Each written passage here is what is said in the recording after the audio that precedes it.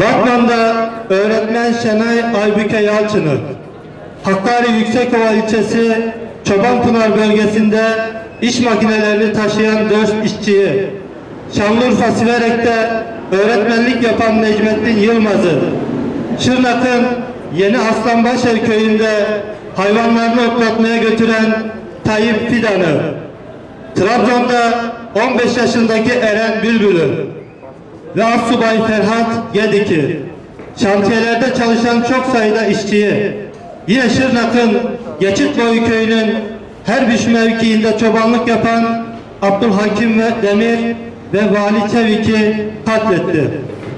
Diyarbakır'da evlat nöbeti tutan annelerimizin dertleri bizim dertlerimizdir. Yakın zamanda Hacire anne gibi onların da yüzü gülecek. Bunun ümidiyle dua ediyoruz. Cesaretiyle bir çığır açan annelerin ellerinden öpüyoruz.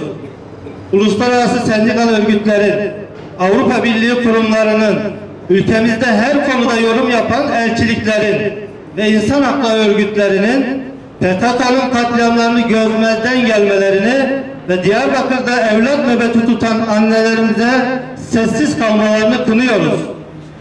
Demokrasi ve insan haklarını savunduğunu ifade eden sendikaların, baroların, meslek örgütlerinin, siyasi partilerin, akademisyenlerin, gazetecilerin, sanatçıların, oyuncuların, insan hakları örgütlerinin de ancak PKK'nın katliamlarına karşı ses çıkararak tutarlı olabileceklerini buradan bildirmek istiyoruz. Ey PYD PKK, DAEŞ ve FETÖ, ey Haçlı İttifakı'nın emir erleri, elinize emperyalizm tarafından verilen silahları bırakın. Artık yeter, edibese, kandan ve katliamdan beslenmeyin. Siyonizmin kanlı senaryolarında figüran olmaktan vazgeçin. Milletin iradesine, bu kardeşlik atmosferine teslim olun. Kardeşliğimizi korumalı, dirliğimizi kuşanmalıyız. Bize lazım olan fitne, fesat ve terör değil, merhamet ve adalettir. Bu bilinçle kamuoyuna çağrımız şudur: gelin bir olalım. Veda hutbesiyle yüreklerimizi birleştirelim. Birbirimize rahmet olalım. Düşmanlığa sırtımızı çevirelim. 15 Temmuz gecesinin karanlığını aydınlatan direniş ruhuna sahip çıkarak ebedi kardeşlik için 82 milyon hep birlikte mücadele edelim. Terör ve şiddet en başta ve en fazla bölge halkına zarar veriyor.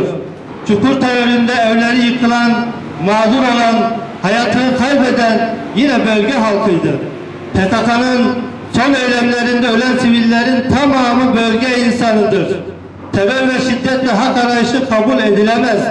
Türkiye'de hak aramanın bütün siyasi ve barışçıl kanalları açıktır. Kaldı ki PKK Kürtlerin haklarını savunan bir yapı değil, küresel güçlerin taşeronu ve tetikçisi olarak en başta Kürtlere ihanet eden, ülkemizi topyekün hedef alan bir terör örgütüdür. PKK, Kürt görünerek Kürtlere, FETÖ ve DAEŞ, Müslüman görünerek İslam'a ve ümmete ihanet etmektedir. Terör örgütleri canice eylemleriyle barışı da, huzuru da zehirlemektedir. Teröre karşı